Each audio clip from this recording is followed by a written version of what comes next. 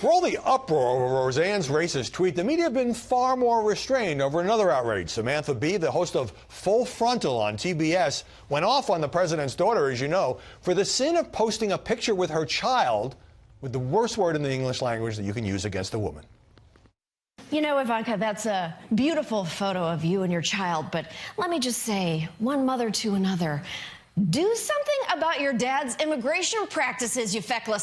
He listens to you. Put on something tight and low cut and tell your father to stop it. After the White House denounced her, Bee said this on Twitter: "I'd like to sincerely apologize to Ivanka Trump and to my viewers for using an expletive on my show to describe her last night. It was inappropriate and inexcusable. I crossed a line and I deeply regret it." Joining us now, Emily Jashinsky, commentary writer for the Washington Examiner, and Richard Fowler, radio talk show host and Fox News contributor. Emily, until the White House denounced Sam Bee's language as vicious and vile, I read all the media reports on this. They were all like, wow, did you see what Sam said? Yeah.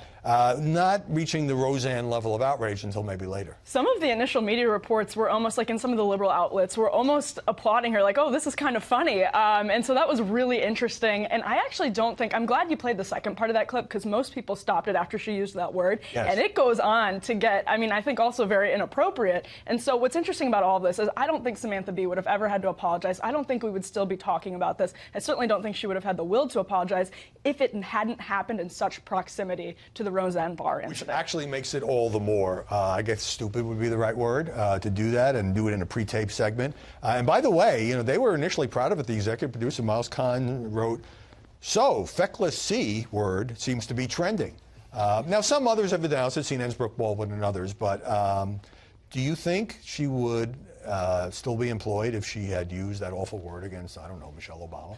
Well, I mean, I think this is, the word is vile, right? Let's start there. And, and I think what makes it even more interesting is I think you're right, Howard, in that the only reason why we're having this conversation about Samantha Bee is because it happens so close to Roseanne, which has allowed conservatives to point to this double standard. But I don't think you can conflate the two cases. And the Roseanne case in particular, and if you talk to folks at ABC, they would tell you that Roseanne, not only does she have a history of bad behavior, but since getting the show, she has been warned about her behavior over and over and over again. So this is like sort of the third strike for Roseanne, which allowed them to say, you're out the door. In Samantha Bee's situation, is her language vile? Absolutely. But the case is different here because we don't know what is happening between her and the TBS executives. But is it vile? Is it wrong? Is there a double standard that the conservatives can point to? I think there might be here. I agree that they're different. But I also think that lets Samantha Bee off the hook. And especially you pointed to the second part where she says, put on something tight and low cut and tell your father to change his effing immigration policy. That is the same low blow that Bill Maher did a few while back about joking about an incestuous relationship.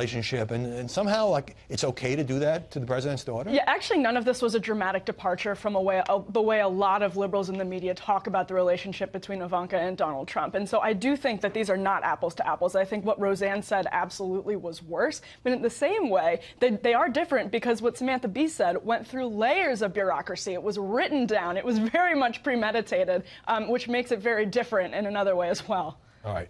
Let me move on to the case of Joy Reid, MSNBC weekend host, and she had already apologized for some decade-old posts on her blog that were very, very homophobic. I mean, really offensively homophobic. And now she's apologized again, among other things. She seems to be have been years ago a 9/11 truther. She was promoting an Alex Jones film, charging that the 9/11 attacks were carried out by the U.S. government. Richard?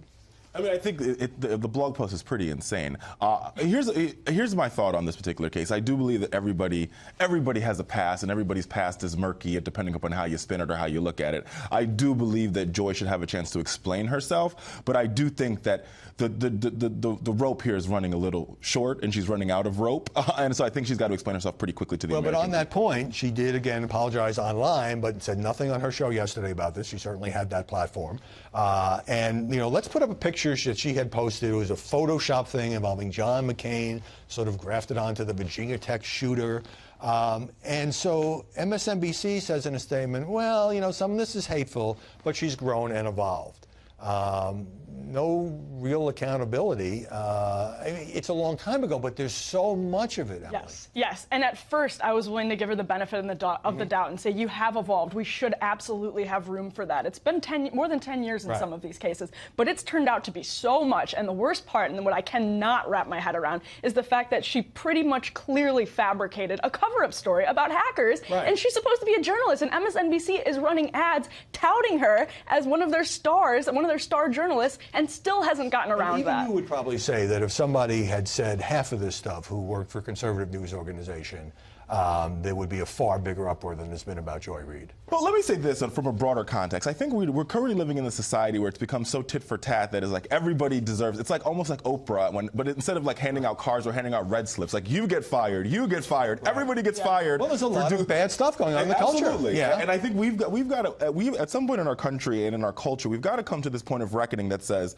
what's fireable and what's not fireable, because now it's become on the left and on the right. It's you're fired. We want somebody fired. And everybody's getting fired. It's sort of up we're to not really sure why. To the news organization involved. But when President Trump says Disney has a double standard because they did fire Roseanne on its ABC unit, ESPN, which is owned by Disney, took no action against Jamel Hill, the sportscaster, when she called Donald Trump a white supremacist. And then Keith Olbermann has just been given an expanded role on ESPN. Here is just some of what he has said about the president.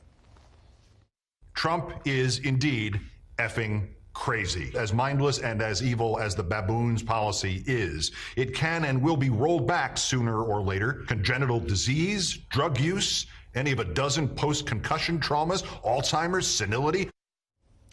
Now, Olbermann didn't say this on ESPN, but that's okay with Bob Iger, and Olbermann gets a bigger role on the sports network? Yeah, and I mean, I agree with this larger point about partisan bloodthirst and the tit-for-tat battle. I definitely agree with that. But if what Joy Reid has done is not, when we're trying to find this line as to what's fireable, if that's not fireable, what is? I mean. But Olbermann, you know, who used to command a big audience on MSNBC, he's called Trump a Nazi and a traitor, and it doesn't seem to hurt his career.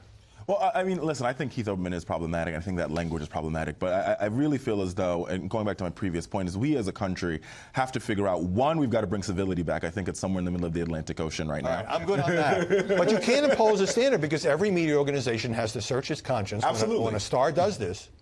And how are we supposed to get back to civility when Samantha Bee is getting awards for advancing social causes? I mean, she got an award the other night, and she accepted it for advancing. Yeah. I think she's sorry for the word, but I don't think she's sorry for the sentiment involved, and I think that's troubling. Great discussion. Richard Fowler, Emily Jashinsky. There's a lot more reporting on pundits and comedians sliming Ivanka, by the way. My book, Media Madness, Donald Trump, the Press, and the War Over the Truth. I really go into it.